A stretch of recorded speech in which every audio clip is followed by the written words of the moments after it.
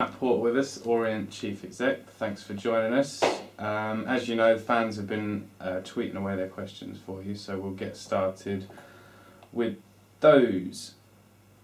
First one from Lee Swallow. Any chance of a return friendly in New York against the Cosmos? How did I guess that was going to be the first question? Well, look, it's not something that we're talking to the Cosmos about at the moment. Obviously, the cost of the trip would be astronomical, and to be frank, would we be able to justify that? Probably not. However, what an occasion it would be. I'm sure that fans would travel in their numbers. The players would love it. We'd all love it. I'm not going to rule it out, but I have to say it's probably not top of our agenda at the moment. Bob Watson says, what has been the best moment you've seen at Orient during your time as Chief Executive?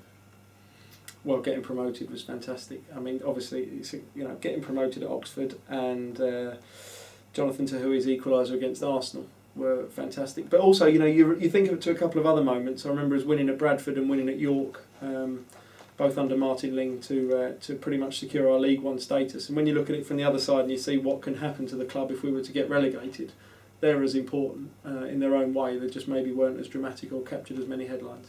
One that follows quite nicely from that, Tom Taylor. What is your best achievement as Chief Executive? It's a good question. Probably need a little bit of time to think about that. I'm pretty proud of the way that we brought the family stand in. I think that's been really well received. When the North Stand was conceived, it wasn't originally going to be a family stand, but it was something I wanted to push forward with. We've got nearly 1,000 family season ticket holders in there. We've brought a new generation of supporters into the club, and I think it's a good place for families to watch the match from. So off the top of my head, that would be the one I'd say. Ben Boatman. Can the club look to bring out season review DVDs? This season has already been memorable. We do still bring out DVDs when we have memorable occasions and when we have things that are worth recording as such.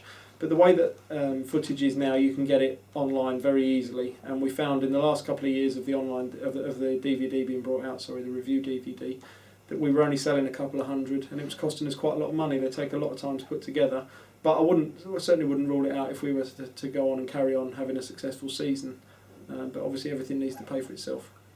David Blundell. Dave Victor does a great job with the commentary, but you were the first. Do you miss doing it? Hugely miss doing the commentary. I love doing that. I commentated on the penalties from the Coventry game down the phone to Barry the other day when he was off in Portugal, and that brought back a few memories. I love doing that. And probably one of my regrets was that I never got to commentate on the game that got us promoted. But I loved the commentary. Neil Irvine. Is there any scope to rebuild or renovate the Estand, or is it not possible due to resident housing, etc.? No, it is possible. We've got plans that have been around for a good few years now. It's going to be very expensive. You're looking at probably 7 figures just to get the site, the stand demolished and the site levelled. So it's not something that's going to happen tomorrow. But if we're looking at staying at Brisbane Road for the foreseeable future, then maybe it's something that will come back onto the agenda. Jamie Randall, is the 60% playing budget we have to work with taken from the previous season's income or projections for the current season? Yeah, it's your projected income for this season, and it's something that you can alter in running as well. So now we're playing to slightly larger crowds. We can look to adjust our gate receipts accordingly, but that's something we'll look at halfway through the season. Robert Hawkes, have you started to discuss contracts with Lisby, Jones, etc., or will you wait till the end of the season? We'll discuss players' contracts at the right times. It's not fair to really go into too much detail in public for the players' sakes, but we're aware of whose contracts will be expiring in the summer, and we'll act accordingly on those players at the right time. Joe Daniel, after the trial with Rugby League, are there any plans for any other sports at Brisbane Road? I don't know about any other sports. We've spoken to the Broncos about repeating that exercise, and I wouldn't rule it out. I'm not ruling much out here, am I? But I wouldn't rule out a Broncos repeat and potentially something on a more regular basis. But we'd have to agree commercial terms with them. Not really looking at rugby union because the season's played at the same time and it does the pitch a lot more damage. And I'm not sure how many other sports would be suitable to be played on the pitch. But probably rugby league would be the favourite of all of those. Ben Boatman again. Can we look to improve the PA system in the South Stand? We can't hear anything. We'd like to improve the PA system everywhere. I mean, I don't think it's quite as bad as some people make it out to be, but in the same vein, I know it's a long way from perfect. We spent £40,000 on drainage this summer. And if we were to upgrade the PA system, it would be the same, if not more money. And we have to prioritise our expenditure. At the moment, with the 60% capping, we're looking to invest as much money as possible into the team, and if we were to have a capital expenditure of 40, 50, 60,000 pounds on something else, that may be money that wouldn't be able to be diverted into the team, which at the moment isn't something we want to do. Peter White, any danger of a good pre-season tour if we get promoted? Somewhere hot would be nice. New York apparently, so I've heard. Val Jacobs, can Matt explain why there are barely any away shirts left to buy in the shop or online? Will there be more soon?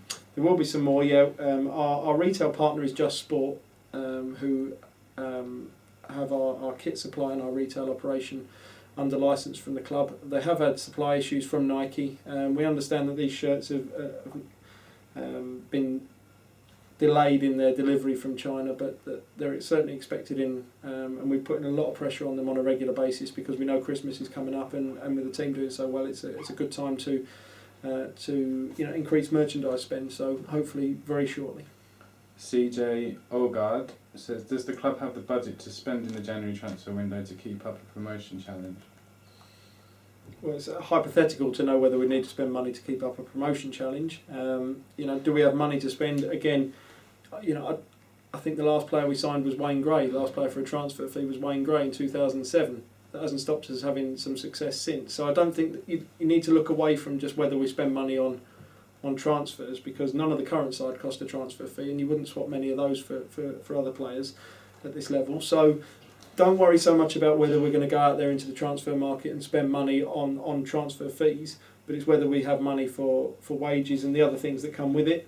Again, we have to stay within the 60% cap. If our crowds continue to rise and our commercial income does the same, then our 60% limit will increase over the next few months. So hopefully that's something that will happen between now and January to give Russ that little bit of freedom he might need, because we do only have a small squad.